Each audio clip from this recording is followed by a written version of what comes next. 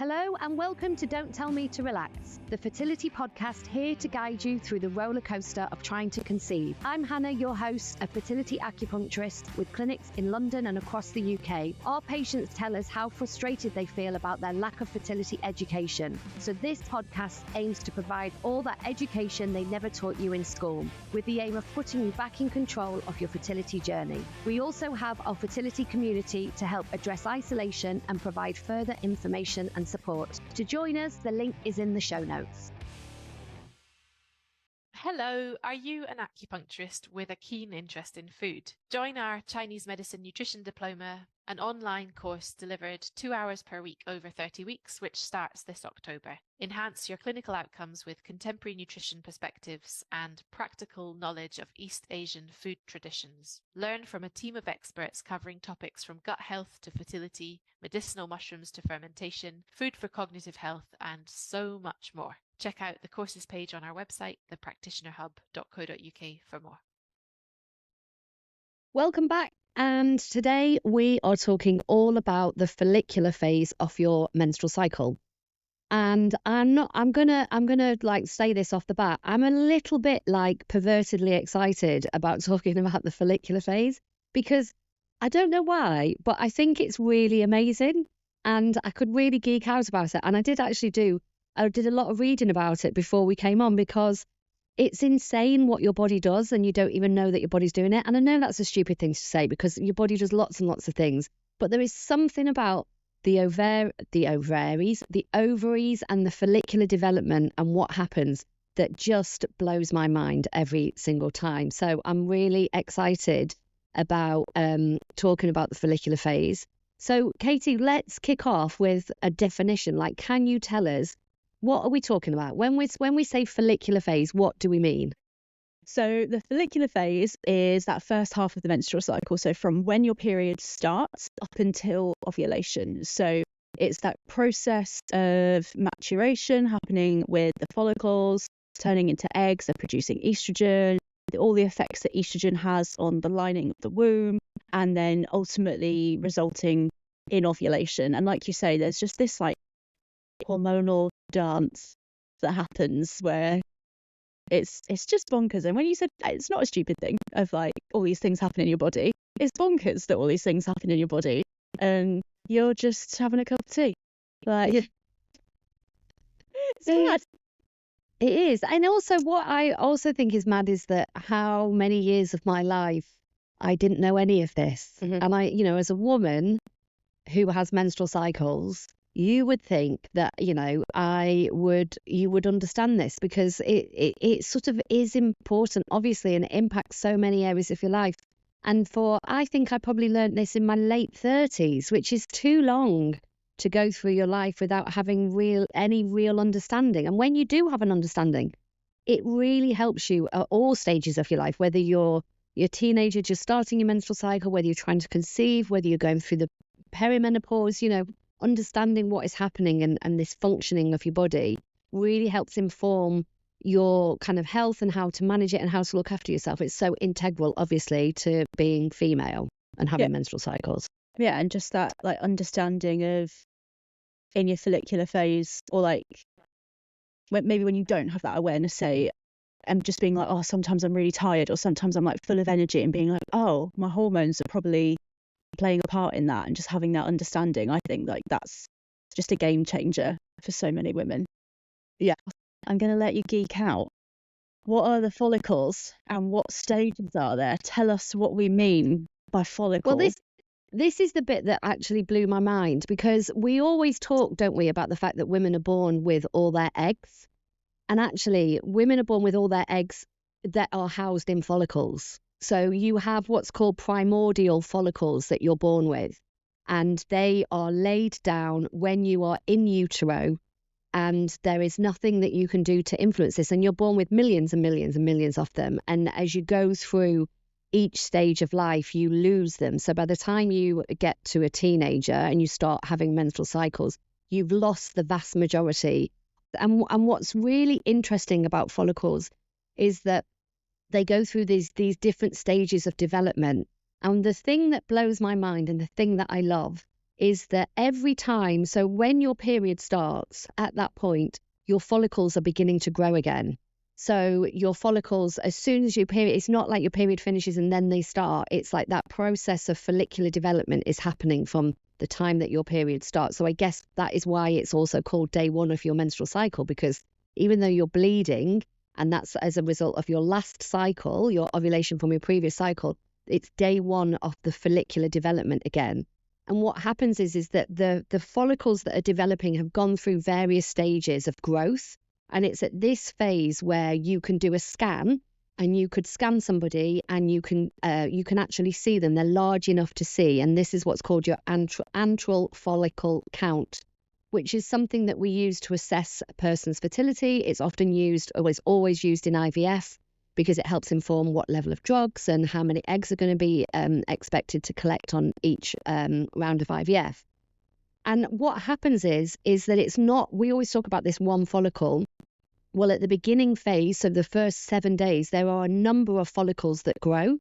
So let's say if your antral follicle count is 7, then about 7 follicles will begin to grow. And all of these follicles are producing estrogen. And the follicles grow because your pituitary kicks out FSH, which is literally follicle stimulating hormone.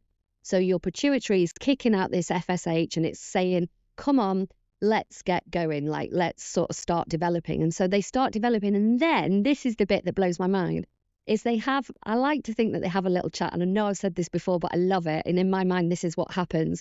Those follicles have a little chat and they're all housing eggs. And what happens is they decide which one is the best egg. So which one is the genetically best, and they sort of like have a communication, like you are the one, you are the chosen one. And what happens is that follicle then begins to grow and emit more estrogen, which is then going to trigger your LH, which we will go on to talk about. And the other follicles die off and those eggs are lost. So they're never, it's not like they go and that's it. So they went through that whole process from when you were a baby. And they never get to kind of, they never get the final hurrah of being the egg that is released and ovulated. It's that one chosen one. So I just love that process. And when we talk about, losing fertility or fertility declining or losing our eggs, it's this process of follicular development where the eggs are lost. So it's, for many years I was like, well, if we only ovulate one egg, like how can they all come to an end? And it's this process of losing those immature eggs that never get to have a go, basically. That's how we lose our eggs and our fertility declines. So was that enough geeking out for you, Katie? I loved it. I loved every second of it. I particularly loved the idea. I just imagine them now, like all sitting together going like, you are the chosen one. Yeah. And also, you know what I mean? I feel like it's very female in that, it's like, no, you go. No, you go. You are the one. You're the best. No, I can imagine that. You know how we do? No, you look great. You look like the one who's going to go and like get it's your fertilized. Time, babe. You go. It's you. Don't you worry about me. I'm sure they don't teach that in med school, but in my brain, that's how it works, Katie. My best friend, when I was explaining some of this to her, and she always said that she always thought of when the lining of the womb is being made, that in Fraggle Rock, the like cartoon program, the little builders, like that's what she imagines in her uterus.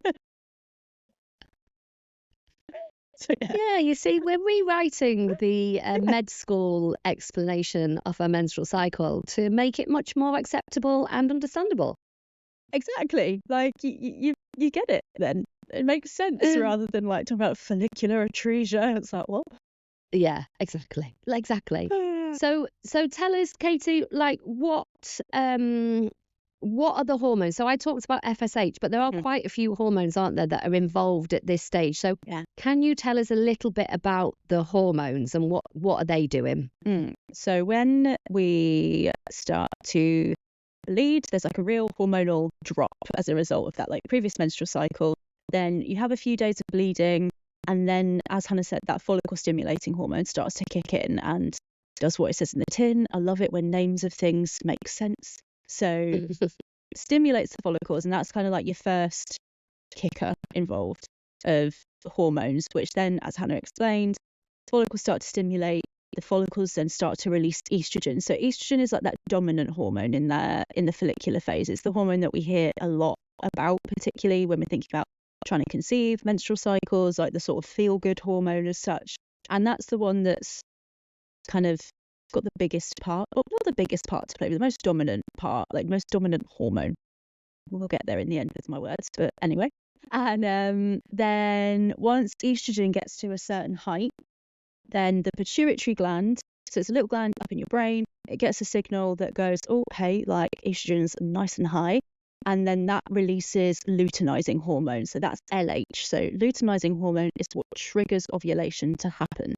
So estrogen needs to be at a certain height, then luteinizing hormone appears on the scene.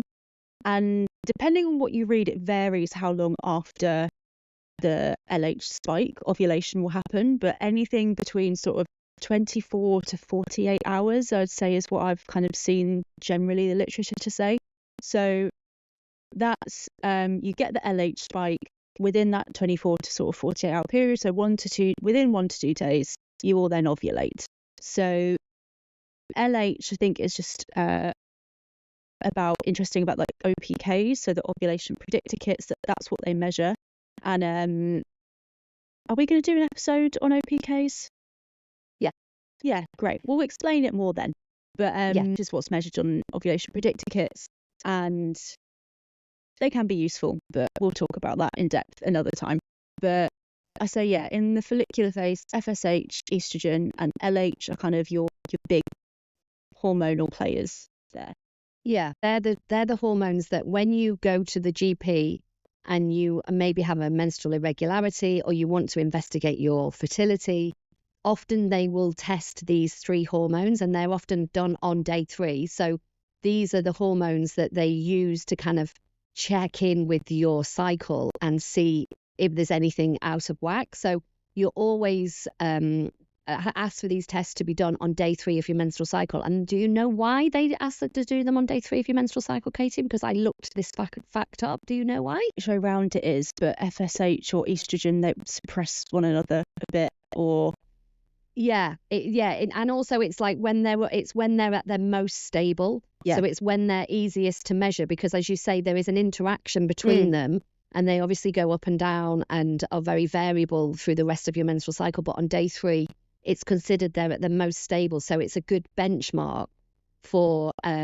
testing and checking in with your hormones. And just to sort of flag, you're looking, just as a kind of rough guide, for your FSH, you're looking for it to be on average between 2.8 and 9.3.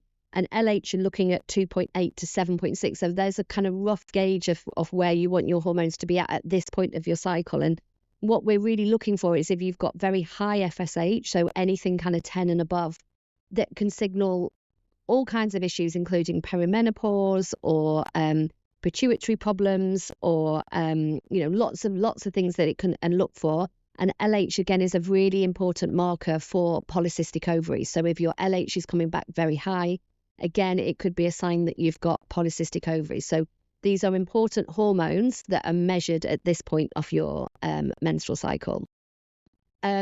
Katie, we always talk, don't we, about this point of your menstrual cycle is the one that is kind of influenced by the external. So this is the bit of your menstrual cycle that is really susceptible to what you're doing in your life. So can you tell us a little bit about what we mean by that and what influences your follicular phase and how long your follicular phase should be? Follicular phase, we said this in the last episode as well, of it can be variable in length. So that ovulation can move depending on what's happening in your life, or if you've got any underlying conditions that may have an impact on ovulation.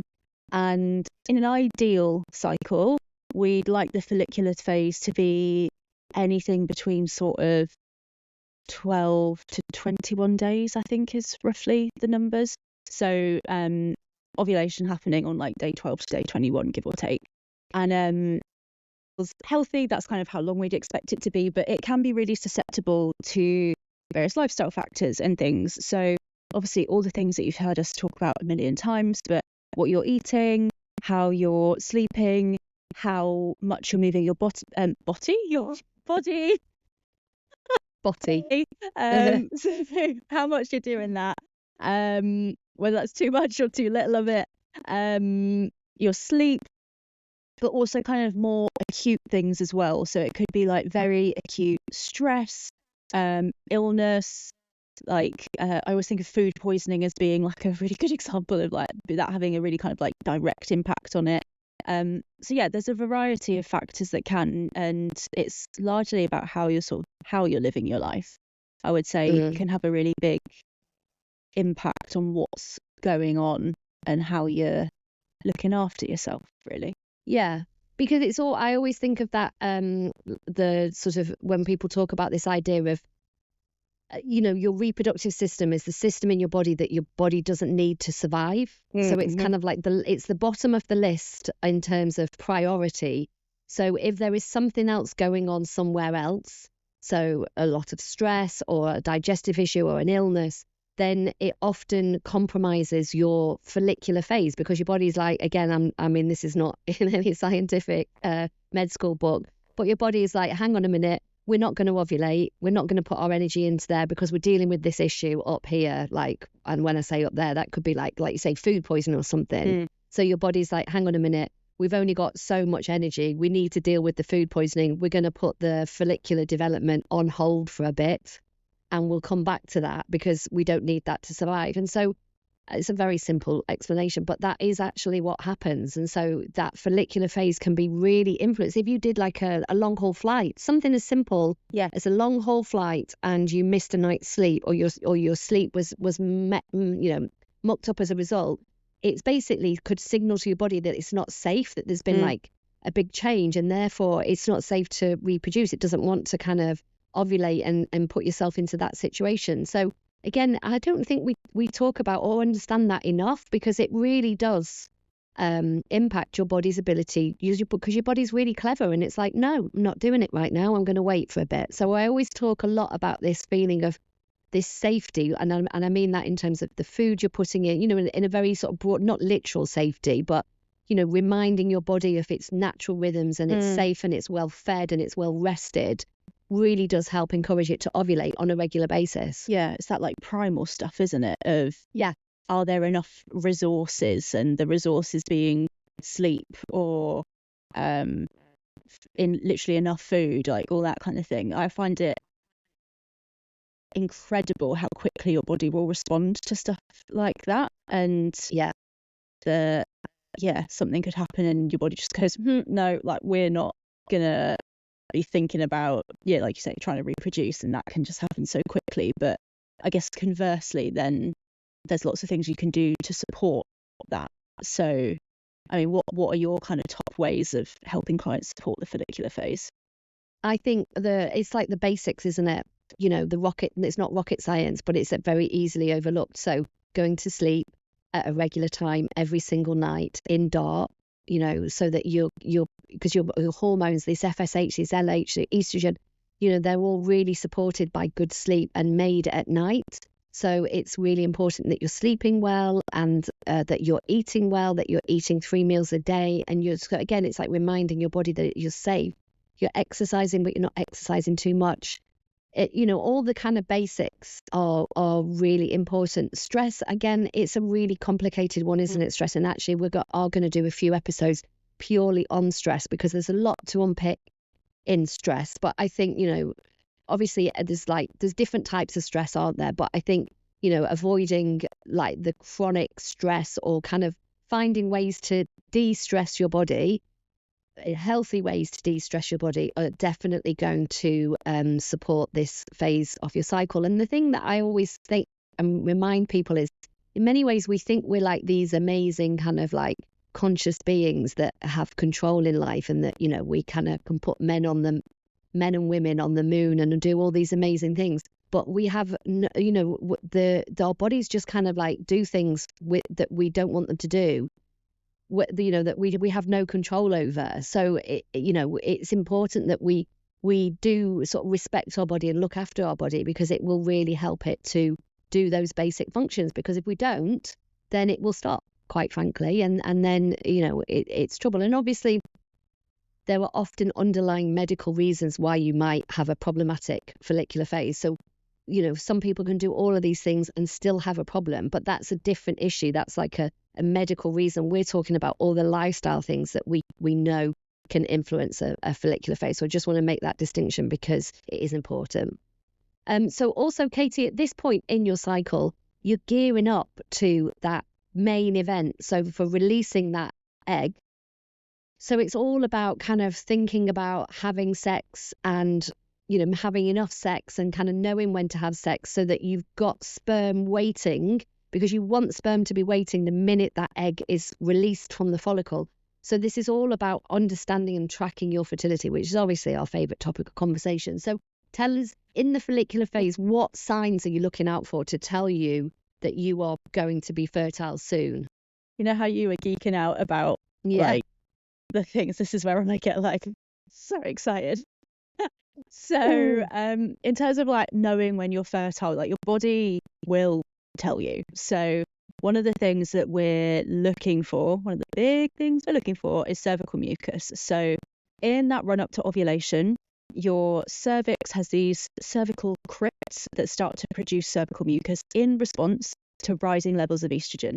And as those estrogen levels rise, body starts to produce mucus that is fertile mucus. And the reason it's fertile mucus is it keeps sperm alive inside of you for up to 5 days. So that's why we're talking about, or what we mean when we say having sperm like ready and waiting. So waiting for just like a positive on an ovulation predictor kit might actually mean you're ending up missing days of mucus. So really starting to pay attention to when you go to the toilet, you're wiping your vulva, and if there's anything that you can see that's like clear, stretchy, it's got that slippery sensation, like that's like your fertile mucus. So that's like your big telltale sign that you're fertile.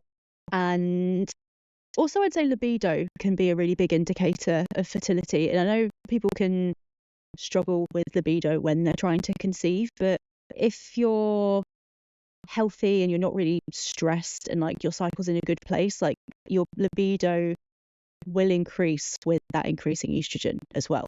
So I just think that's, again, another clever way our body makes us go, we're ready to go. But I'd say like mucus is like your key indicator, and when you're seeing mucus, that's when you want to be having sex. So it's kind of key like opportunity to try. And I think so often, I know I do, talk about mucus hand in hand with like tracking your basal body temperature. And I just want to make the really clear distinction. Basal body temperature will not tell you when you are fertile. It will tell you when you have ovulated. So it's like a really good way of ticking in the box, being like, yep, have ovulated this cycle. Those times that we tried to have sex could result in a pregnancy. It's not going to tell you when you're fertile though. So that's why looking at your mucus, also changes in your cervical position. So if you wanted to internally check, so it does involve putting your fingers inside your vagina and feeling your cervix. So when you're in that fertile part of the cycle, it's going to be much higher up the vaginal canal. So you literally might have to put more of your finger in your vagina. It will feel softer and it will feel slightly more open as well, because it will be slightly dilated in order to allow semen to pass through it. Whereas in the infertile parts of the cycle, then it's going to be much lower, firmer, and a more closed position. So not everyone likes to do that. It is, at least when I teach clients how to use fertility awareness, it's a totally optional sign, but it can be a useful additional one. Particularly, say, if you're not seeing a lot of mucus, then that way you've kind of got another way of checking and kind of feeling what's going on. So I always say, if you're going to do that, do it every day of your menstrual cycle, just once a day, but every day for at least one full menstrual cycle, so you can start to feel for those shifts and changes. But mucus is often the easiest way to check for when you're fertile. Yeah. And so we are going to talk all about the main event, ovulation. We're going to give it an episode all of its own because it is such a big event of your cycle. So, but that's us covering the follicular phase. Is there anything else that you want to add about the follicular phase, Katie? I think that's, yeah. Good. There's a lot going on. Yeah. All right, Katie. Well, it's lovely to see you again. And if you have enjoyed this, then again, join us next time where we're going to be doing all about the big event, ovulation. We hope you have found this episode helpful. If you'd like to leave us a review, we would love you to bits. And if you'd like more support for your fertility, you can come and work with us in clinic. We're based in London and around the UK, or you can work with us online. For more information, see the link at the end of the show.